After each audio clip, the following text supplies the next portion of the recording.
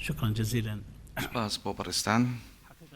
لە ڕاستیدا منطلقات فكرية چەند دەرخستێکی فکری هەیە و بە دوواداچوونی مێژووی هەیە بۆ سەرۆکی هەرێمی کوردستان بەڕێز نێچیروان بارزانî. لە 28 نیسانی ڕابردوو شاندێکی وەزاری لە بەغدا کە تایبەت بوون بە ئابووری هاتوون بە هەولێر دوو پرسیان تاوتوێ کرد کە لە چوارچێوەی فکری دیالۆگکە دەبێت. یەکەم جار گفتوگۆ، دواتریش استراتیژی. مەبەستم تاوتوێکردنە گفتوگۆکردنە نەک گەنگشەکردن. بەڵکو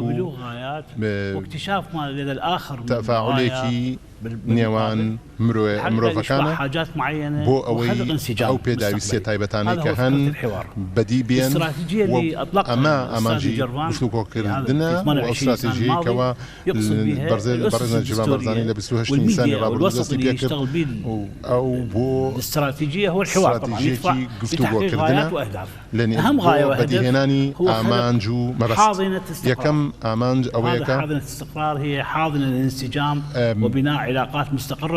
دروستکردنی پەیوەندیەکی سەقامگیرە بۆ ئایندا. بۆیە گفتوگۆ جیاوازی هێنان گفتوگۆ استراتیژیەت کەەوە استراتیژیەت پاڵنەرە، بەڵام گفتوگۆ بۆ گەیشتنە بە ئامانج. ئامانجش نهێنی سەقامگیریە لە هەرێمی کوردستان و پەیوەندی نێوان هەرێمی کوردستان و حکوومەتی فدراڵ و لە ڕووی مێژووە. ئەمە گرنگە. بەڕێز نێچیروان بارزانî ئێمە با بڵێن دوای 2003 ئیدارەی هەرێم و سەرۆکی دەسەڵاتی جێبەجێکار بۆ داوای دەستور پەسەندکرا 2005 ئەو قۆناغی گفتوگۆی ئاسایی بوو لە نێوان حکوومەت و حکوومەتی هەرێمی کوردستان و حکوومەتی فدراڵ. بۆیە ئەو کات ئەو لە وڵایی پرسەکان تێکەڵ بوو. ئێمە پێی دەڵێن ئەوە قۆناغی گفتوگۆی ڕاشکاوانەیە و ئەوەیە کە هێزی پێشمەرگە بەشدار بوو لە بەرگریکردن لە عێراق لە شەڕی دژی داعش، چونکە گفتوگۆ بەردەوام بوو و چەند ملیۆنێک ئاوارە هەبوون لە هەرێمی کوردستان ژیان بە شکۆمەندی و بە ئازادێکی زۆر و بۆ لە کەشوهەوایەکی زۆر گونجاو لە ڕاستیدا. هەرێمی کوردستان ئاسانکاری بۆ بازرگانی پێشکەش کرد. ئەمە گفتوگۆی ئاسایی بوو، بەڵام قۆناغی داهاتوو چییە؟ قۆناغی کە سەرەکیە بۆ بنەڕەتیە بۆ گفتوگۆکردن ئەوەی کە بەڕێز نێچیروان بارزانî کە پێویستە بیکە کەوا لە سەرکردایەتی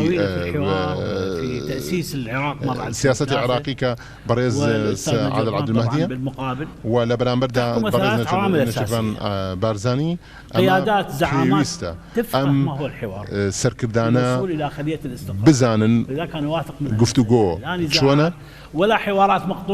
و نابێ ئەو گفتوگۆیە ببەڕێ و بنەما بێ.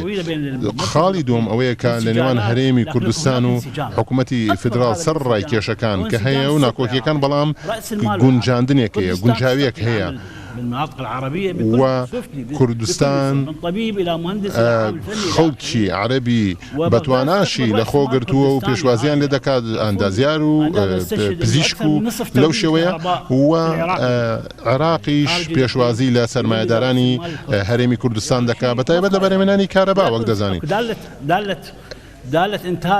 ئێستا با بڵێن هاوکێشەیەکی بەرهەمهێنان هەیە لە هەرێمی کوردستان و عێراق کە گونجاوە. بۆیە من ئەمە بە سەرەکی دەزانم و بە پێویستی دەزانم کەوا سەرکردایەتیەک هەبێ درک بەم پرسانە بکات. خاڵی سێیەم لە ڕاستیدا بۆ گفتوگۆکردن کە پێمان وایە هەندێک زەحمەتە بودجەی 2019 و سەرڕای ئەو مشتومڕە و ئەو هەموو قسانەی کە دەکرێ، بەڵام ئەوە بنەمایەکی داناوە بۆ پەیوەندی دروست. من پێم وایە کەوا پێویستە گفتوگۆیەکی ڕنوێ و جددی دەست پێ بکات لە ئایندەدا و بۆ نەهێشتنی ناکۆیکەکان و گومانەکان بۆ ئەوەی ئامانجمان بۆ ئەوەی بتوانین لە ئایندەدا پەیوەندێکی باشترمان هەبێ. ئەمە ئەو شانەیە کە من باسم کرد بۆ ڕاکێشان و لە ئابووریدا ناوێکی تایبەتی هەیە، پێ دەڵێن جاذبیە ڕاکێشانی ئابووری. و ئەم دوو کیانە ئابووریە کە مەودای نێوانیان کەمە، بەڵام مەودایەکی گرنگە و بۆیە ئەم شانەیەکە پێویستە بۆ ڕاکێشانی ئابووری و دەبێ ڕێکخرا و هەمهانگکار بێ بۆ ئەوەی بۆ خۆشگوزەرانی مرۆڤ. بۆیە بەم سێمەرجە بوونی سەرکردەی مێژوویی کە درک بە گرنگی گفتوگۆ دەکەن و بازارێکی گونجاو و ئەو هەموو هەرایانەی کە هەن بەی شێوەیەک دەست نەبن بۆ ئەوە و ئەمە بنەمایەکن بۆ دەستپێکردنی گفتوگۆیەک لە ئایندەدا.